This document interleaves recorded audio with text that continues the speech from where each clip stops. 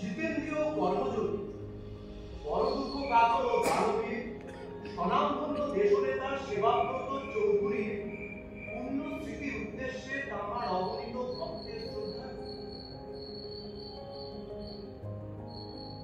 জন্ম 1305 সন 25শে আষাঢ়, মৃত্যু 1360 সন 12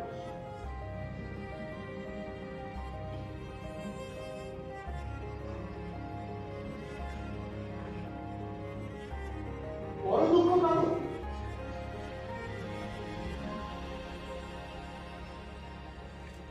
দানবীর, হায় হায় কি দুর্ভাগা আমি। কলকাতা শহরে একটা চাকরির খোঁজে এসে পড়েছি কখন? এই মহাপুরুষটির স্বর্গগমনের পর। কয়েক বছর আগে ও যখন এই মহাপুরুষটি বেঁচে ছিলেন তখন যদি এই কলকাতা শহরে আসতে পারতাম, এর পায়ে গিয়ে পড়লে কিছু একটা শোনা আমার হতোই হতো। হায় হায় হায় হায় হায়, কবি ঠিকই বলেছে, অভাগা যেদিকে চায় সারা।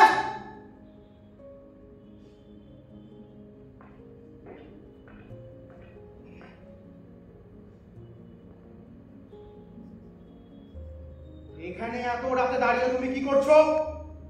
আমাকে তুমি বলছো কেন? আপনি কেন বলছি? কারণ চোর চোরতে তুমি বলবো না তো কি বলবো? না চোর চোর চোর, কোন অধিকারে আপনি আমাকে চোর চোর বলছেন? রাত 1টার সময় নিশ্চয়ই কোনো ভদ্রলোকে নির্জন পাল্টা হাওয়া খেতে আসে না, রাইট? তাছাড়া তোমার চেহারা পোশাক দেখে আমি তা বুঝতে পারছি তাতে কোনো সাধু পুরুষ বলে তো তোমাকে মনে করতে পারছি না। ও আচ্ছা, সাধু পুরুষের পরিচয় কি তার চেহারা পোশাকে লেখা থাকে? এই তুমি তো বড্ড গোলমেলে লোক দেখছি। থানায় চলো চলো। বাঁচালেন আপনি আমাকে, কি যে উপকার করলেন তার কি বলবো। বললেন চলো চলো চলো থানায় চলো। চলো চলো। এই তোমার ব্রেনটা কি ঠিক পজিশনে আছে? হ্যাঁ, তোমাকে থানায় নিয়ে গিয়ে আমি এখন হাজতে করবো আর তোমার কাছে কি হলো সেটা উপকার? আগে হ্যাঁ, উপকার, একেবারে পরম উপকার, বুঝলেন? তাহলে শুনুন, মাস খানেক আগে একটা চাকরি বাকরির খোঁজে গ্রাম থেকে শহরে এসে পড়েছে, বুঝলেন? আচ্ছা, পকেটে যে কোনো টাকা ছিল ওই পাইসগুলো খেতে খেতে প্রায় সবই শেষ। এখন মাথা গোলবার কোনো জায়গা নেই থেকে রাতটা কাটতে হয় ওই রেল স্টেশনের প্ল্যাটফর্মে, নইলে কোনো কোনো পার্ক। সেখানেও আপনার মতো তারা কি হয় যেমন এখন খাচ্ছি। আজকে আমার মনে হয়েছে যে আমার একমাত্র আশ্রয়স্থল ওই ভয়ানক সরকারি ছিল, বুঝলেন? যেখানে যেতে পারতে একেবারে রাজা দিত, খাওয়া পড়া মাথা গোলবার সব সমস্যার অত্যন্ত সন্তোষজনক সমাধান। হ্যাঁ, এসব কি কথা বলছো না, আমি কিছুই বুঝতে পারছি না। আগে আমি ঠিকই বলছি। তবে দেখো আমি তোমার এই উপকারটি করতে পারলাম না, আরো কিছু ভোগ দরকার না। ও মশাই, শুনুন শুনুন শুনুন, আপনি আমার চেহারা দেখেছেন? পোশাক আশাক যেরকম অবস্থা ঘটে, তবে কবজি আর গায়ের জোর বাপ মায়ের কৃপায় আপনার জন্যে। আপনি আমাকে হাজত বাসের সুযোগ না করে দিলে সে সুযোগ আমি নিজেই করে নেবো আপনাকে বিলিয়ে।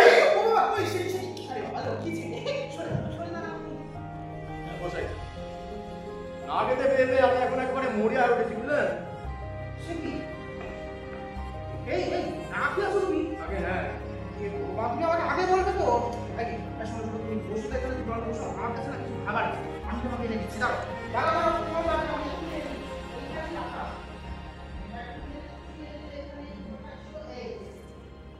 এই নাও তো, তুমি আগে একটু খেয়ে নাও, তারপরে সব কথা হবে।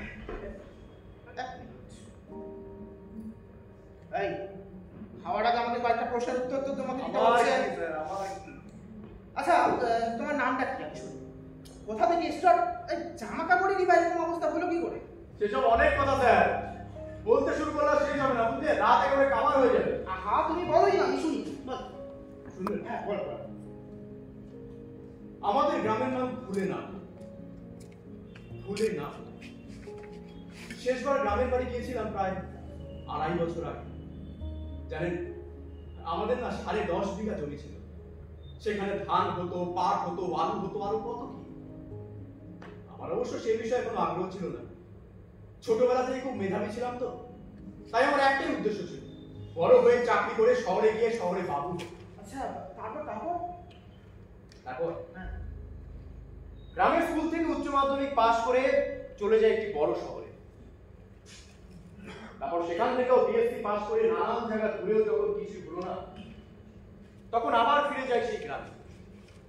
জানেন, গ্রামে ফিরে গিয়ে দেখি আমার অনুপস্থিতির সুযোগে গ্রামের মস্তানেরা আমার বাবাকে ভয় দেখিয়ে ঠকিয়ে সবকিছু কেড়ে নিয়েছে। থানায় জানাতে গেলে ওরা আমাকে ভয় দেখায়, হুমকি দেয়।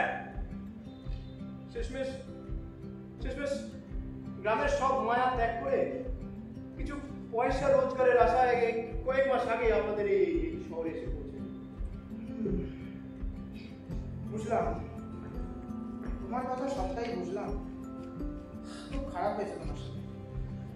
দেখো দেখো আমরা জানি এই তুমি আসো, বসো বসো, তুমি তাড়াতাড়ি এসো, বসো বসো না খেয়ে একই মশাই, আপনি আমাকে খেতে দিচ্ছেন? হ্যাঁ হ্যাঁ দিচ্ছি দিচ্ছি, খেয়ে নাও। আরে আসল ব্যাপারটা কি বলতো, আমার পরিবারের দিব্যি আছে। পরিবারের দিব্যি?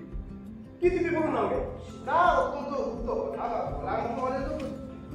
আরে বাবা তোমাকে তো আমি খাওয়ার জন্য দিলাম, নাকি তুমি খেতে থাকো আমি বলছি। আপনি মশাই আমাকে অবাক করছেন, বুঝলেন? কি ভাগ্য আমার! এই মহাপুরুষের বুঝতে গেছিলাম বলেই বোধ হয়, সেই জন্য আপনার মতো মহাপুরুষ কষ্ট করে হাতে পড়েছে। ও না না, ভুল হলো, আপনি তো আপনার পরিবারের উদ্দেশ্যে আমাকে খাওয়াবেন, তাই না? আমার ধন্যবাদটা বোধহয় তারই বেশি পাবেন। আচ্ছা, এই খাওয়ানো ছাড়া আপনার পরিবারের অন্য কোনো নির্দেশ আছে নাকি? আচ্ছা বলুন, বলুন আপনার পরিবারের আর কি কি আদেশ আছে? তুমি বেশ বলো হে। আমি বললাম নির্দেশ, তুমি সেটাকে একেবারে বানিয়ে দিলে আদেশ। হ্যাঁ তা আদেশই বটে। শোনো তোমাকে আমি কথাটা গোপনে বলছি, বুঝলে? আমার অফিসারের আদেশ, সেটা আমি না সবসময় মানি না, কিন্তু আমার গিন্নির আদেশ সেটা তো আমাকে মানতেই হবে। কারণ আমি দেখেছি তাতে আমার দিনদের অনেকটাই ভালোই হচ্ছে। হ্যাঁ, বুঝতে পেরেছি রে। আপনার দেবী তিনি, হ্যাঁ? তা সেই দেবীর আদেশটা তো তুমি আমাকে বলুন না মশাই।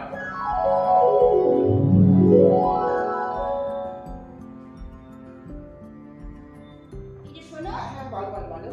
কেউ জানুক আর না জানুক, আমি বেশ জানি হ্যাঁ যে তুমি লোকটি খুব সুবিধের নও। ওই মিছে কথা থেকে শুরু করে নীতি বিরুদ্ধ সব কাজেতেই তুমি পাকা।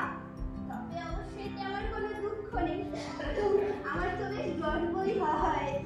খুব যে জানো দেখছি গিন্নি, এই জন্যই তো তোমাকে আমি এত ভালোবাসি। শোনাও, আসো আমরা দুজনে মিলে শোনা করি। আহ মরদ, দু একটা মিছে কথা, দু একটা অকাজ কুকাজ শুধু আমি নই গো, আজকাল তো সবাই করে।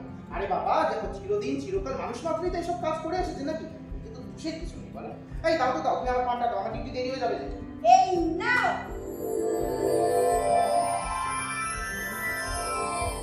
শুনলেন সব? না না, আপনি সবার কথা ধরবেন না।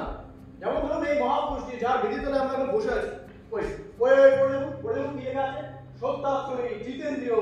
আরে বাবা, বিশেষ একটা দেখুন, যার মুখখানা দেখেছিলাম বলেই আপনার মতো দয়াবান লোকের হাতে খাবারগুলো খেয়ে বেঁচে গেলাম। সবাই অসাধু মহৎ বসায়, তবে আমি আপনি হয়তো কখনো তা তো বটে, তা তো বটে। দেখুন আমরা তো আর মহাপুরুষ নই, অতি সাধারণ মানুষ আমরা। আর তাছাড়াও দিনকাল যা পড়ে গেছে, আমাদের সকলের একটু ভুলভ্রান্তি হওয়া তা হয় বই। তাই হোক, আমার পরিবারও বলে, বুঝলাম, বলে না একেবারে আমি বলবো না, তারা একেবারে আমাকে আদেশ দিয়ে দিয়েছে যে ডিউটি সেরে যখন আমি বাড়িতে ফিরবো তখন পথে যেন আমি এই ফিকিরিকে কিছু এই আমার গিন্নি গিন্নি বুঝলেন, গিন্নি বলে যে এতে আমাদের দিনের ছোটখাটো যত খুচরো পাপ আছে না, সেগুলো সব দিয়ে মুছে নেয়। তবে অবশ্যই এগুলোকে আমি পাপ না বলে কি বলবো জানেন? কি? হরির কৃপায় 10 জনে খায়, আমরা কেন খাবো না? ওসব দিয়ে মুছে, বুঝলেন? আর এই পৃথিবী যদি খাওয়ার পর আশীর্বাদ করে তাহলে বুঝলেন পরের দিন পুরোপুরি রোজগারটা অনেকটাই বেড়ে যায় আর কি। ভালো ভালো, এই বিশ্বাসটা থাকা ভালো, বুঝলেন? তাতে একটা হতভাগা লোক সেও খেয়ে পাচ্ছে, অন্তত একটা রাত তো খেয়ে পাচ্ছে। আর আপনি শুধু পয়সার মুখ দেখে, আমার তো মশাই এই কেন যেন মনে হচ্ছে এই যে মহাপুরুষ যা দেবী দলে বসে আমরা সব ধর্মকথা আলোচনা করছি, এই মহাপুরুষের পাথরের মুক্তি বসে রোজ দেখো, যেমন এখন দেখছি। তাতে আমার কেমন বিশ্বাস জমেছে জানেন তো? প্রতি রাতে আমার পেট ভরা খাওয়া জুটবে, যেমন এখন জুটলো। দেখো দেখো দেখো, তোমাকে আমার আরেক কিছু বলার আছে, বুঝলে? এই এক কাজ করো না, তুমি আগে না ওই কল থেকে মুখটা ধুয়ে জলটা খেয়ে আসো। হ্যাঁ, তাহলে বলেছে পেট একেবারে ভরে গেছে, বুঝলেন? এখন ওই কল থেকে 2 গ্লাস জল খেয়ে দেখতে হবে, পেট খাবো। আচ্ছা আচ্ছা, কাউকে ঠকানোর কোনো মনোবৃত্তি আমার নেই। তারপর আমার পাশে দুদণ্ড বসে আপনি আপনার পরিবারের পরিবারই বা কেন বলি, বরং বলবো সেই দেবী, সেই দেবীর আরো কি আদেশ যা তিনি আপনাকে বলতে পারে। আর সেই সব তো বলা যাবে কোন সময় তো পড়ে আছে। তুমি যাও না, যাও আগে কল থেকে জলটা মুখে আসো, তাড়াতাড়ি করো।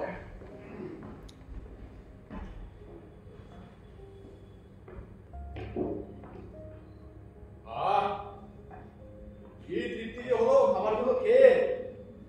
খাবারগুলো বেশ ভালো ছিল, বুঝলেন? ভালো হবে না, খাবার তোমাকে খাওয়ালাম দেখতে হবে যে ওই মধুর ভারত মিষ্টান্ন ভান্ডার। আচ্ছা, যদি কিছু না মনে করেন, বড় কৌতূহল হচ্ছে জানতে, ক টাকার খাবার আপনি আমাকে খাওয়ালেন বলুন তো? না মানে এত ভালো খাবার এর আগে কখনো খেয়েছি বলে তো মনে করতে পারছি না, তাই দামটা জানতে ইচ্ছে। আরে দাম কি আমি জানি বাবা, ওসব আমি ধরে নিচ্ছি অমূল্য, অথবা আপনি যেই দামে কিনেছেন আমাকেও সেই দামে দিয়েছেন। এই বেশ বল, কিন্তু শোনো, এইবার তোমাকে আমি যেটা দিতে যাচ্ছি সেটা একেবারে ঘরে। হ্যাঁ, আরে আমার গিন্নি নিজের হাতের বানানো। দাঁড়াও দাঁড়াও, বের করি। আমাকে তো দিয়ে দিয়েছিল কিন্তু আমার সাথে এক মিনিট দাঁড়াও, খুলি আমি। এই বেরোচ্ছে বেরোচ্ছে, এই নাও পান।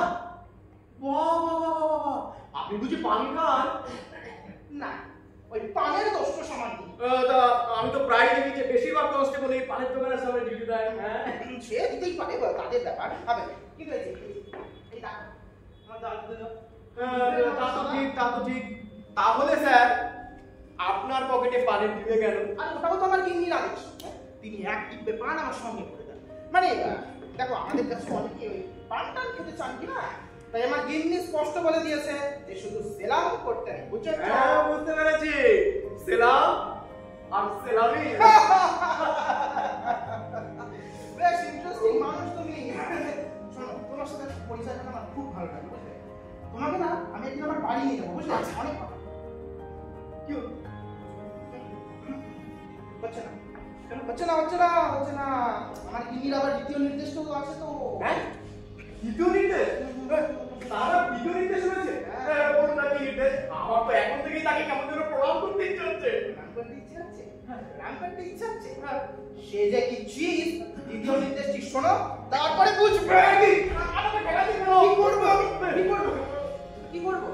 আমার গিন্নি স্পষ্ট বলে দিয়েছে, প্রথমে খাওয়াবে, তারপরে তাই বলে আমাকে ঠেকাচ্ছেন কেন?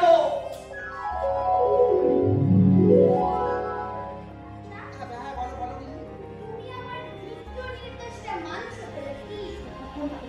খাওয়ানোর পর যদি বেশ করে না ঠেকাতে পারো, তবে তোমাকেই আমি ঠেকিয়ে বাড়ি থেকে বের করবো। না, না, না, না, গিন্নি, ছি, ছি, কি বলছো? এই সেই সুযোগ আসবে না কখনো। আরে বাবা, আছে তো, আমি তো আছি নাকি? তুমি এখন চিন্তা করো না। বেশি যদি দেখি না ট্যান্ডাই ম্যান্ডাই করছে, ওর পশ্চাৎপদে যে রুলটা দেখতে পাচ্ছ, ফলো করে ঢুকিয়ে দাও। আমি কি আর সাধে বলি গো? শুনেছি ওই ভিখিরি কিংবা অভুক্ত মানুষদের খাওয়ালে দিনের ছোট খাটো পাপ টাপগুলো ধুয়ে মুছে যায়। আচ্ছা, নিয়ে ওগুলো বলছি পাপটা কেন বলছো? শোনো, সবাই তো এই যে হরি হরি হরি হরি এইভাবেই তো করে খাচ্ছে তো। আর একবার যদি ওই ভিখিরি খাওয়ানোর পর আশীর্বাদ করে, তাহলে তো পরের দিন রোজগারটা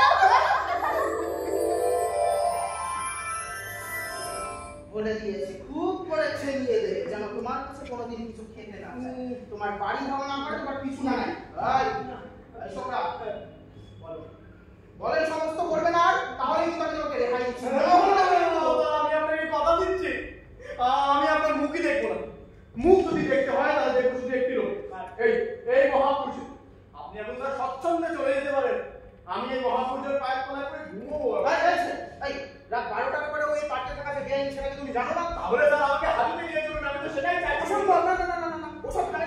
যাচ্ছি না বাবা। আমাকে কি করে ওই পান বাড়ির দোকানদার করে ধরে রাখতে হবে? কিন্তু স্যার আপনি তো পান খান না। খাই না ঠিকই, কিন্তু ওই পান বাড়ির পান দু একটা খাই। ও জান না, শুভ শীঘ্রম যাবো তো বটে, কিন্তু তোমাকে একটা কথা না বলে যেতে তো আমার এখান থেকে মন সরছে না। আবার কি কথা? দেখো ছোকরা, এই শহরকে তোমার বেশিক্ষণ না থাকাই ভালো, বুঝলে? কেন? না না সরি, আমি আইনের কথা ছেড়েই দিচ্ছি। আসল কথাটা যে কি করে বলি, এই যে স্ট্যাচুটি দেখতে পাচ্ছ? হ্যাঁ। এই স্ট্যাচুটির আশেপাশে না অনেক মানুষ গভীরতাতে অনেক কিছু দেখেছে, বুঝলে? আমার তো মনে হয় চোরা কারবারিরা হয়তো এখানে আসে, আর তারাই হয়তো রটিয়েছে এখানে এই ভূতের কথা। হ্যাঁ, কি বলছেন কি আপনি? কি বলছি? আরে আমি তো শুনলাম রিসেন্টলি একজন ভয় পেয়ে মারাও গেছে। হ্যাঁ, তবে তো আমি এখান থেকে আর কিছুতেই হচ্ছি না। হ্যাঁ, হ্যাঁ, তোমার কি প্রাণের ভয় নেই? খেতে না পেলে ওই একটি ভয় থাকে না স্যার। আপনি আমাকে দুবেলা দুমুঠো খাওয়ার ব্যবস্থা করে দিন, দেখবেন প্রাণের ভয় হবে আমারই সবচাইতে বেশি। ভারী অদ্ভুত মানুষ তো তুমি। না না, তোমার সাথে কথা বলি, আমি আর সময় নষ্ট করবো না। দূর দূর দূর দূর দূর, আমার ডিউটি আছে, চল তোর সামনে।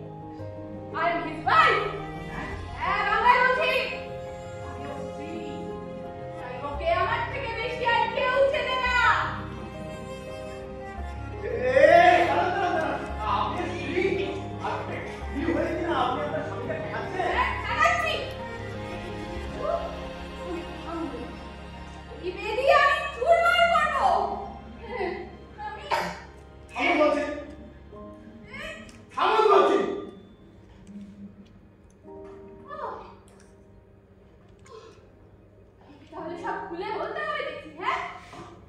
তোমাকে বিশ্বাস করিয়ে দিতে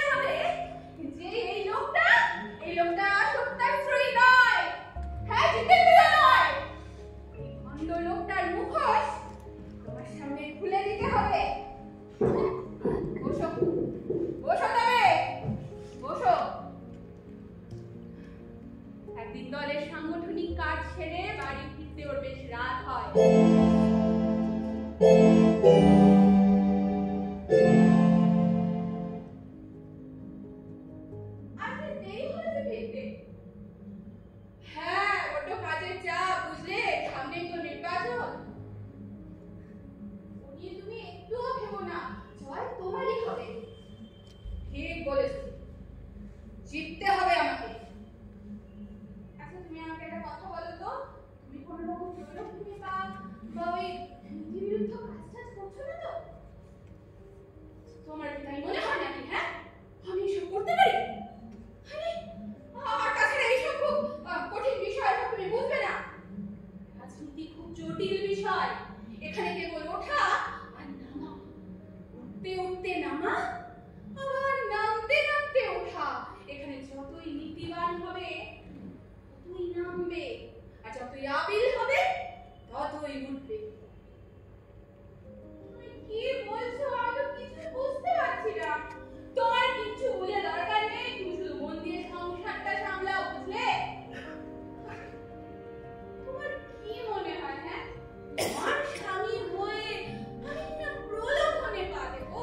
হ্যাঁ, নীতি বিরুদ্ধ কাজ করবো? আমি নির্ভীক, বড় দুঃখ কারো গান্ধীর আমি।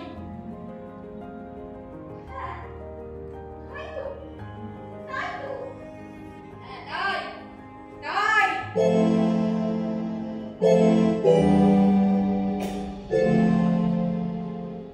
আর তাই এই চিঠি ফলকে লেখা একটি কথা মিথ্যে নয় বলেছিল আমার ধারণা। আমি আমার গর্বের ছিল না সীমা, গৌরবের ছিল না শেষ। আমার মনে হতো আমার যে ভাগ্যবতী কম আছে। বাল্যকাল থেকে শঙ্করের মতো স্বামী পেতে গৌরীর মতো তপস্যা করেছি আমি। আমার মনে হতো ঈশ্বর আমার সেই প্রার্থনা পূর্ণ করেছেন। আমার সেই স্বামীর মৃত্যু কবে হলো জানো?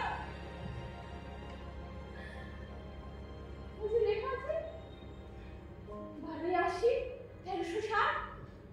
আমার মনে হলো আমার চোখের সামনে থেকে সমস্ত আলো নিভে গেল। ওকে হারিয়ে বহু লোকই অনাথ হয়েছে, এই স্মৃতিফলকে লেখা থেকে তা বুঝতে পারি। আমার তাই মনে হতো, আমিও তাই ভাবতাম। ওকে ওকে হারিয়ে বাঁচা আমার পক্ষে দুঃসহ হয়ে উঠল। হ্যাঁ, ওর মৃত্যুর পর আমার মৃত্যুর জন্য তপস্যা করেছি আমি। হ্যাঁ, আমি তা বিশ্বাস করছি। শেষে সেই মৃত্যু আমার এলো। মরার সময় এত আনন্দ কারো হয় না যেমন আমার হচ্ছিল। আমার কেবলই মনে হচ্ছিল আমি যেন চলেছি এক মহা অভিসারে আমার স্বামীর মহাজীবনের স্বর্গে। হিন্দু নারী আমরা বিশ্বাস করি জীবনের শেষ নিঃশ্বাসে যে কামনা করে মানুষ, জীবনের পরপারে তা হয় পূর্ণ। আমিও তাই সেই কামনাই করেছিলাম। হ্যাঁ হ্যাঁ, সেই কামনাই করেছিলাম আমার যেন স্থান হয় আমার স্বামীর স্ত্রী পাদপদ্মে মহাস্বর্গে। বুঝতে পেরেছি, মৃত্যুর দুয়ারে গিয়ে আপনি বেঁচে ফিরেছেন, আর সেই শোকে হয়েছেন পাপ।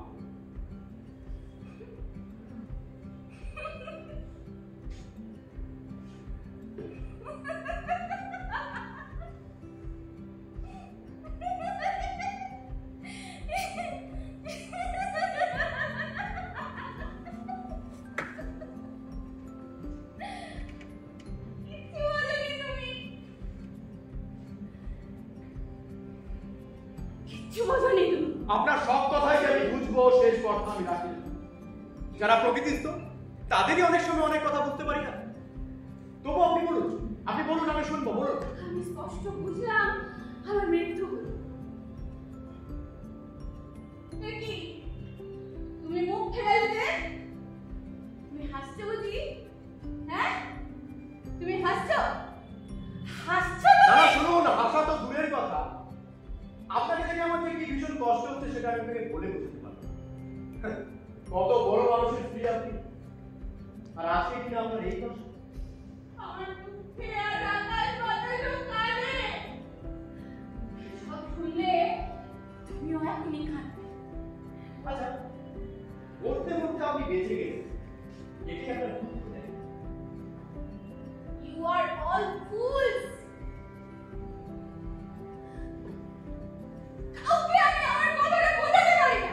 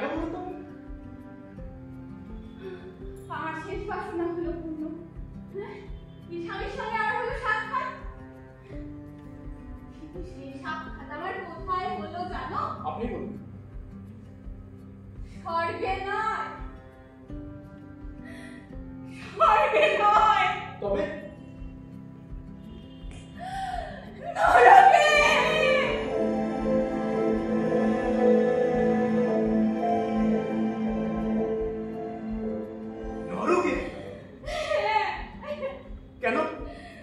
নরকে কেন?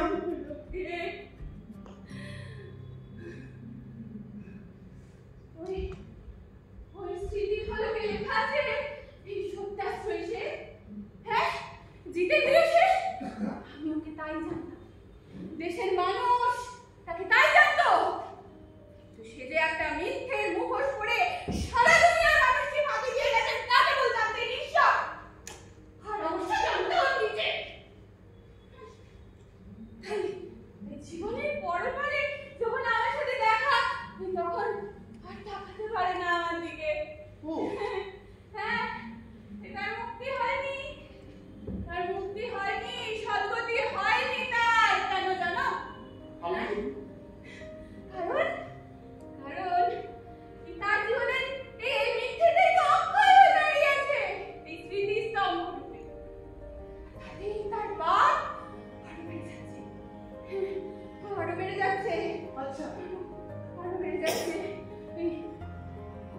এক একজন লোক স্মৃতি ফলকে লেখা করছে আর মনে মনে তাকে শ্রদ্ধা নিবেদন করছে। হ্যাঁ আমিও করেছি। তুমি করেছো বুঝি? হ্যাঁ, তাহলে তো তুমিও ওর পাপ আরো বাড়িয়ে দিয়েছো। হ্যাঁ, এক একজন ওই প্রশস্তি পড়ছে, সঙ্গে সঙ্গে এক একটা কষাঘাত সে ভোগ করছে নরকে। এই হয়েছে তার শাস্তি। সে কি অবর্ণনীয় কষ্ট!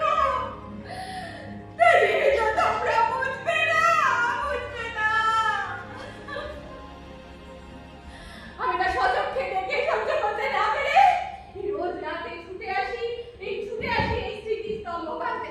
হ্যাঁ, এই স্মৃতিস্তম্ভ ভাঙতে। কিন্তু কিন্তু আমার কি সাধ্য বলো, কি সাধ্য? সুদীর্ঘ জীবনে মিথ্যার যে সুদৃঢ় সৌধ সে রচনা করে গেছে, আমি তা ধূলিসাৎ করবো? তাই তো, তাই তো। এই মিথ্যা চূর্ণ বিচূর্ণ না হওয়া পর্যন্ত তার মুক্তি নেই বলে আমারও নেই মুক্তি। তাই তো।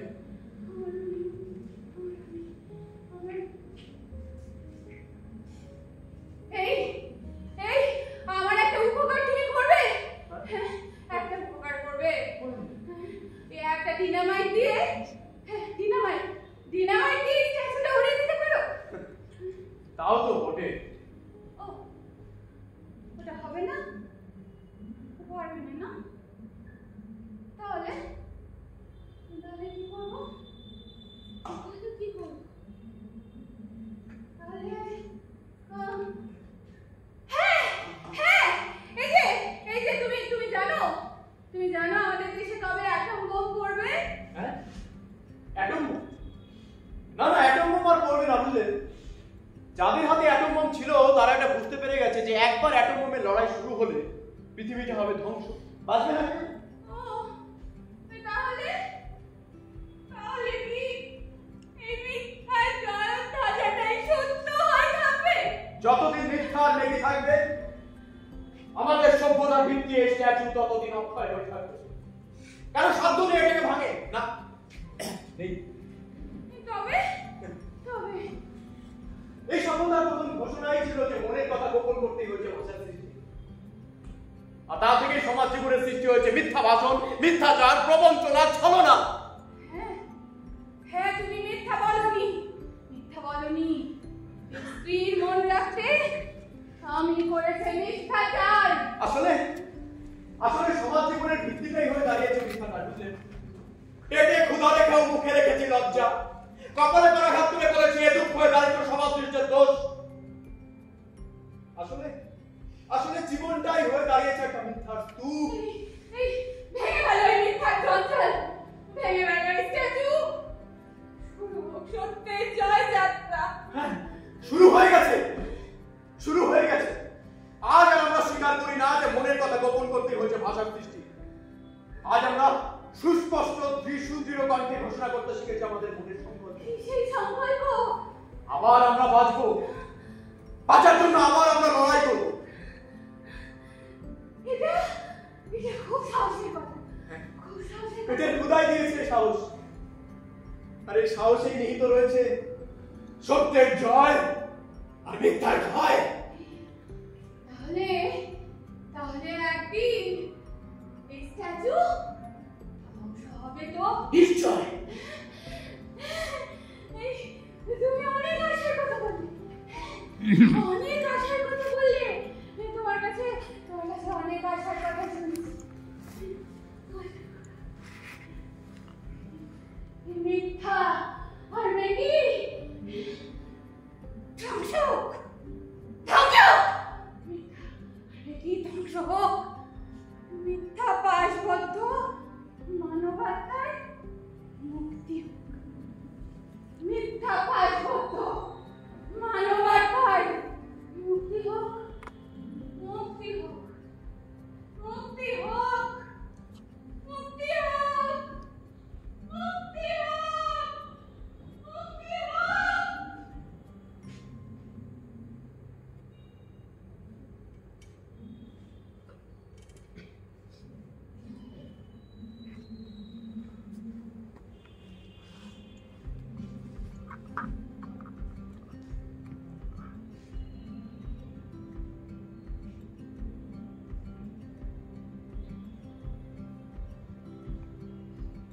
হোক না কেন পাগল, কিন্তু কিন্তু কথার দাম আছে। দেখেন এই রাতে আর কি ঘুম আসবে? মনে হচ্ছে না। তাও চেষ্টা করে দেখা যাক, যদি ঘুম আসে।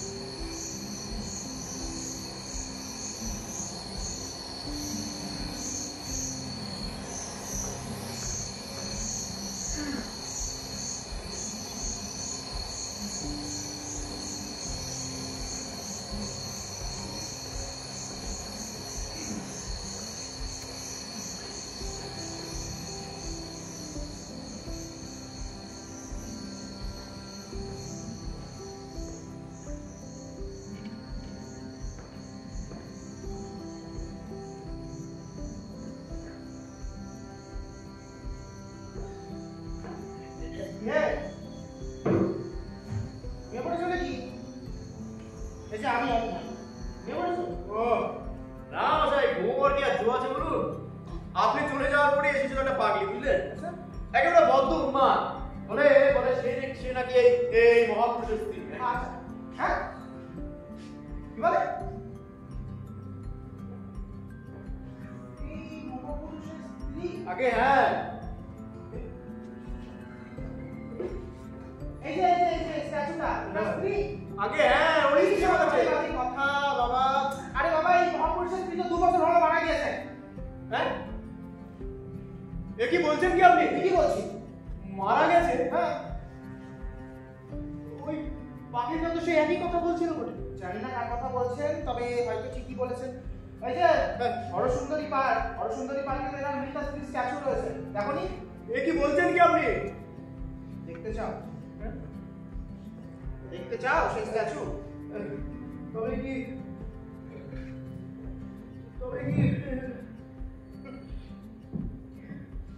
ছেলে হ্যাঁ ভয় পেলে জানো? হ্যাঁ না, মানে ওই পাখিটাও সেই একই কথা বলছিল, বুঝলেন? সে নাকি স্ত্রী পরপার থেকে চলে এসেছে এখানে এই মিথ্যার জয়স্তম্ভটা ভেঙে ফেলতে চায়। ও কথায় আছে পাগলে কি না বলে, ছাগলে কি না খায়। দিনকাল যা পড়ে গেছে বাবা, রাত দিনেতে মশা মাছি আর এই পাগল ছাগলের পাল্লায় করে জীবনটা শেষ হয়ে গেল। দূর নিকুচি করেছে চাকরি, ঘোড়ার টিম, ভালো লাগে না আমার আর। যাই বরং আমি ওই পাড়ামালি দোকানটার উপর নজর রেখে তারপরে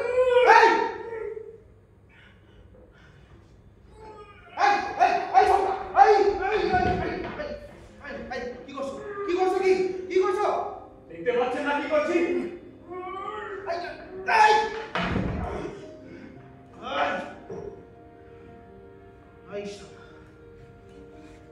তোকে তো আমি এতটা ভাবিনি রে। তাহলে এখন ভাবতে শুরু করুন, অনেক কিছু ভাববার বাকি আছে। কি হচ্ছে? থাম বলছি, থাম, নইলে কি? হ্যাঁ, এই স্ট্যাচু আমি এখন ভেঙে গুঁড়িয়ে দেবো।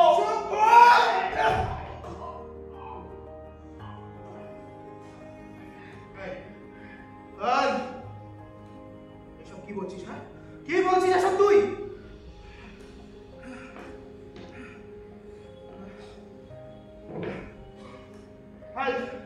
এদিকে দেখ, আমার দিকে দেখ। একটু আগে তুই না বলছিলি এই স্ট্যাচুর জন্য তুই এখানে বসার জায়গা পেয়েছিস, শোবার জায়গা পেয়েছিস, খাবার পেয়েছিস, আর এখন তুই এসব কি বলছিস? হ্যাঁ, আমি অন্ধকারে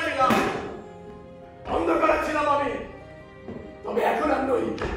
এই দেখি অপদার্থ দেশটা স্ট্যাচু ভেঙে গুঁড়িয়ে দেওয়ার সময় সমাগত। এর মুখের দিকে তাকিয়ে আমি এতক্ষণ একটা মিথ্যা আশা ছেড়ে গেছি, তবে এখন বুঝতে পারছি এই মূর্তি একটা ধোঁকা, একটা প্রতারণা।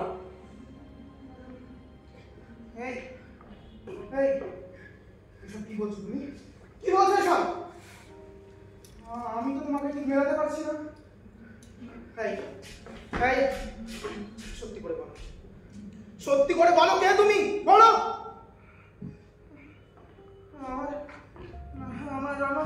আমার কেমন জানি সব গুলিয়ে যাচ্ছে। আমি আমি আমি কি ভয় পাচ্ছি? যখন রাষ্ট্র ব্যবস্থা, রাষ্ট্র চেতনার ধ্বজা উড়িয়ে কিছু অমানুষ নিজ মুনাফার জন্য ক্রমাগত মিথ্যা, হিংসা, দুর্নীতির আশ্রয় নেয়, তখন জন্ম নেয় কিছু সত্যিকারের মানুষ যারা পরিবর্তন চায়, পরিবর্তন আনে। আমি তাদেরই প্রতিনিধি। এই মূর্তি আসলে আমাদের ব্যর্থতার প্রতিচ্ছবি, বুঝলেন? আমাদের চোখের সামনে একটু একটু করে আমাদের স্বপ্নগুলোকে খুন করছে।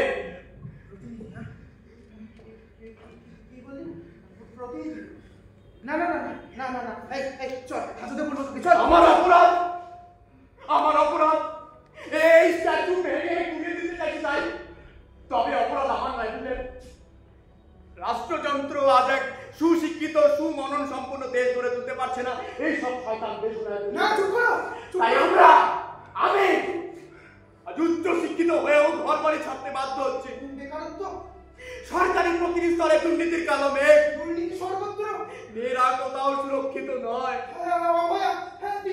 চরম মূল্যবোধের অভাব, সব জায়গায় কণ্ঠরোধের প্রবণতা, সাংবাদিকের কণ্ঠরোধ। এই মূর্তি আসলে আমাদের ব্যর্থতা।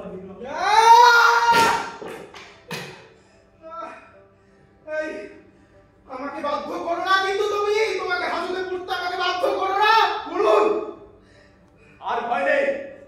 এই স্ট্যাচু ভেঙে গুঁড়িয়ে আমি প্রমাণ করবো যে আমি তাদেরই প্রতিনিধি, যারা শুধু ভেঙে পড়ছে, স্বপ্ন দেখতে ভুলে যাচ্ছে, আত্মটা খেয়ে পাচ্ছে, শিক্ষার আলো প্রজ্বলিত করতে পারছে না, দুর্নীতির কষাঘাতে প্রকৃতির নিজেদের একটু একটু করে খুন করছে।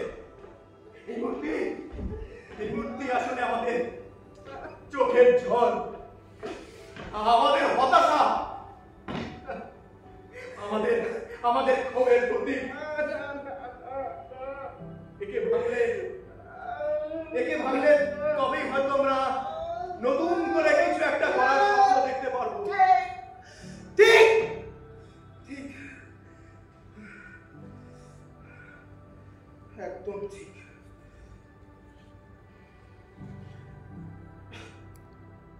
এটাই এর প্রাপ্য। ভেঙে দাও এই মূর্তি,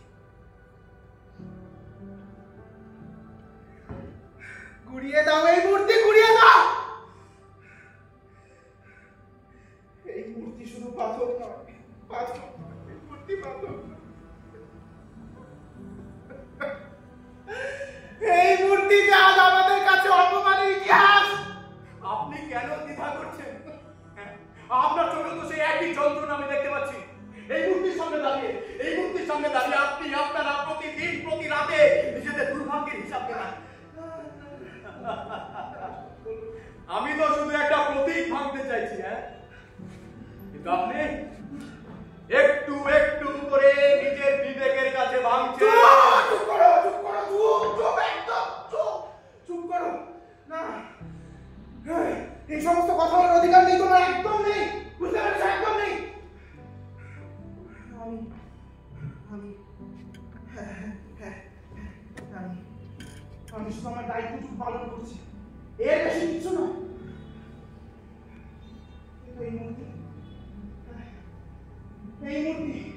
এই মূর্তি যে একসময় আমার বাপ ঠাকুরদার কাছে অত্যন্ত সম্মানের জায়গা ছিল। সম্মান? কোন সম্মান? যে সম্মান আমাদের পেটে ভাত দেয় না, যে সম্মান আমাদের ছেলে মেয়েদের পড়াশোনার খরচ যোগাতে পারে না, নাকি সেই সম্মান যে সম্মান আমাদের মুখ থেকে সত্যকে কেড়ে নিয়েছে? এই মূর্তি আসলে আপনাদের মিথ্যে আশার আফিম খাইয়ে ঘুম পাড়িয়ে রেখেছে। তুমি জানো না, তুমি জানো না, তুমি জানো না, তুমি কিচ্ছু জানো না।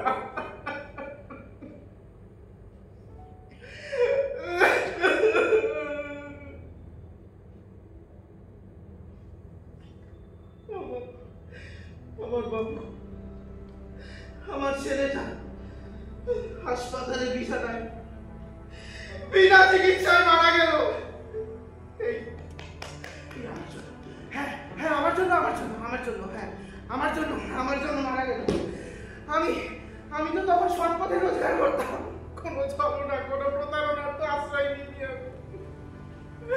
সামান্য একটু কম টাকা রোজগার করতাম বলে বিনা চিকিৎসায় আমার ছেলেটা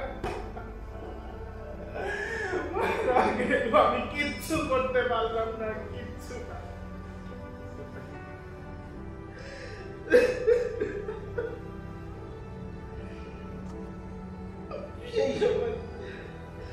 সেই সময় এই মূর্তি আমার দিকে তাকিয়ে কি বলেছিল জানো? হ্যাঁ, কিচ্ছু না।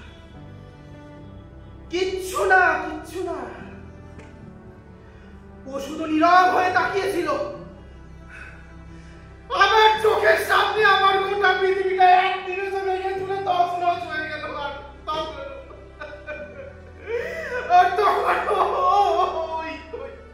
ওই পাথর নীরব হয়ে তাকিয়েছিল। ঠিক সেই কারণে এই নীরবতার দেওয়াল ভেঙে যাওয়া প্রয়োজন। এই মূর্তি আমাদের ভেঙে ঘুরিয়ে দিতে হবে, যাতে আর কোনো বাবা তার সন্তানের জন্য চোখের জল না আনে। এই মূর্তি কোনো দেশনায়কের নয়, এই মূর্তি আসলে আমাদের নিষ্ফলতার আগুন। এই মশাই, এবার কি আপনি বিশ্বাস করছেন যে এর প্রাপ্য এটাই?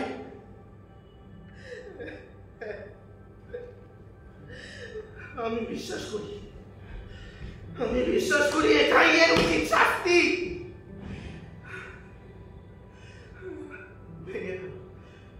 ভেঙে ফেলো এই মূর্তি, ধ্বংস করো এই মিথ্যার স্তম্ভ। আবার যদি সত্যকে ফিরে পেতে পারে, আবার যদি নতুন ভোরের আলো দেখবার সুযোগ পাওয়া যায়, তবে ধ্বংস হোক এই মিথ্যার স্তম্ভ। হয়তো তাতেই আমার ছেলের আত্মা শান্তি পাবে। ভেঙে ফেলো এই মূর্তি, ভাঙো তুমি এই মূর্তি, ভাঙো।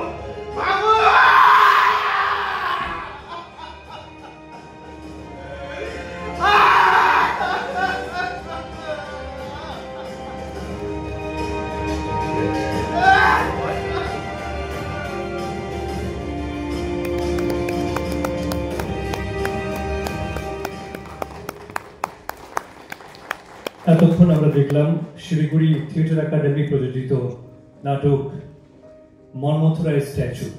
আমি সমস্ত কুশীলবদের অনুরোধ করব